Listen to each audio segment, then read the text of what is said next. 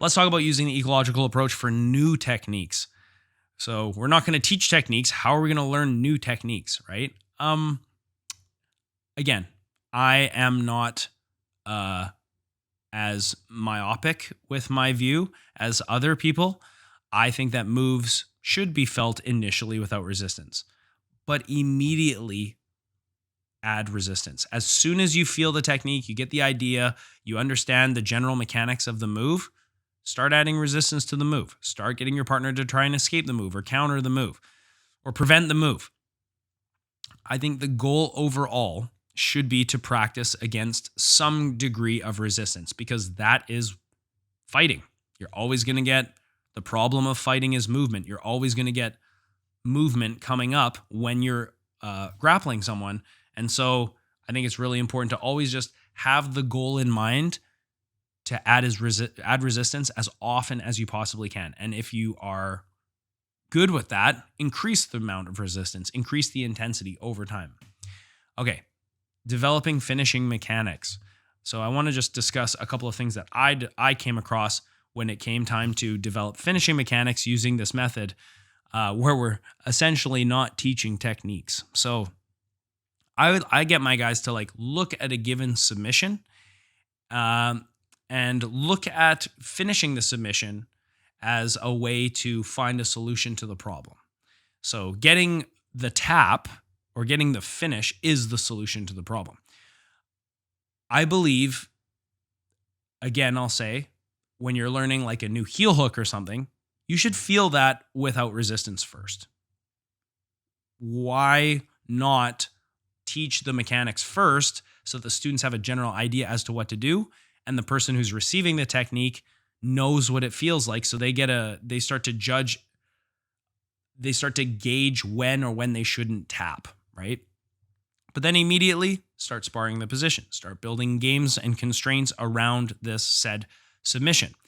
We based games around fully locked submissions versus defense, and this was on Greg's recommendation. So start in a fully locked triangle, try and get out. Or start in a trap triangle where the triangle is not completely locked in a figure four, but the ankles are crossed.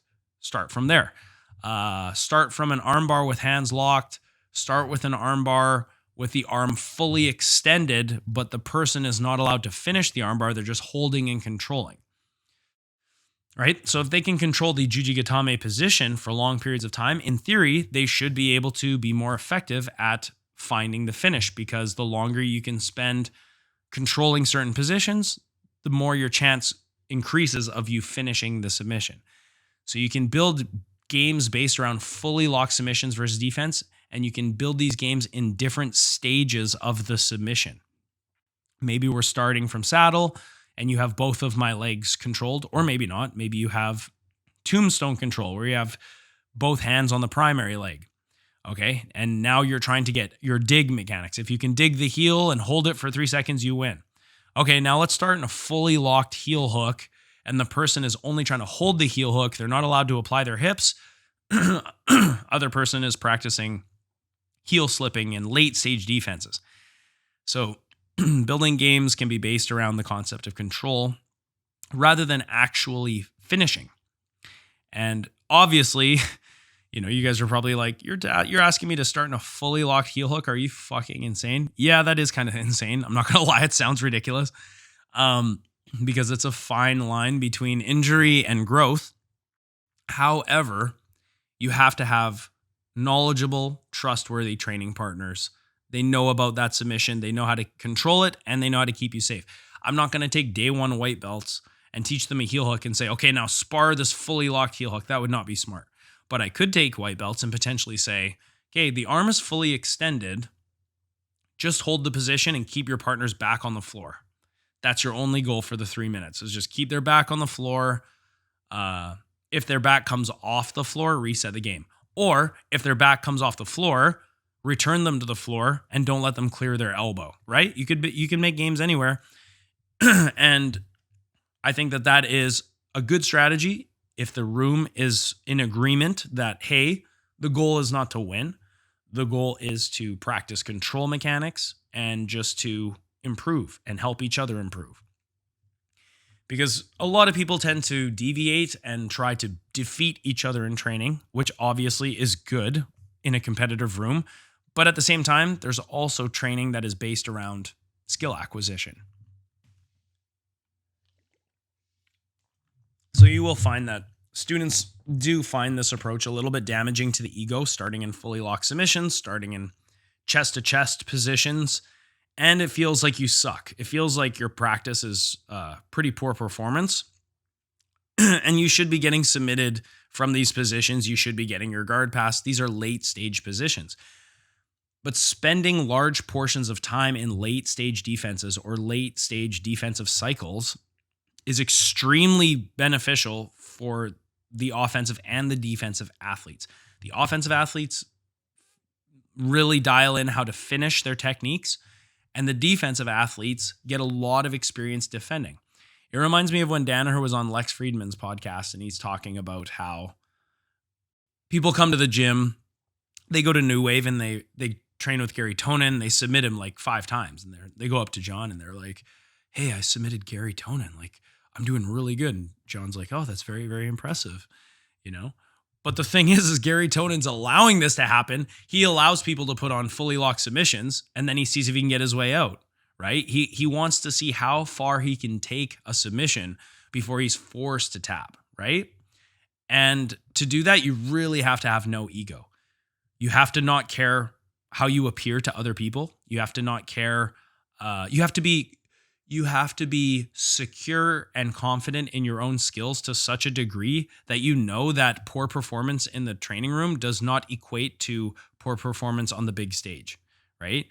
You're getting so much experience in these late stage defenses, these late positions, that when you get to the big stage, you know that you'll be able to escape, or you know that there's a good chance you'll be able to escape because you've been put in that position so many times.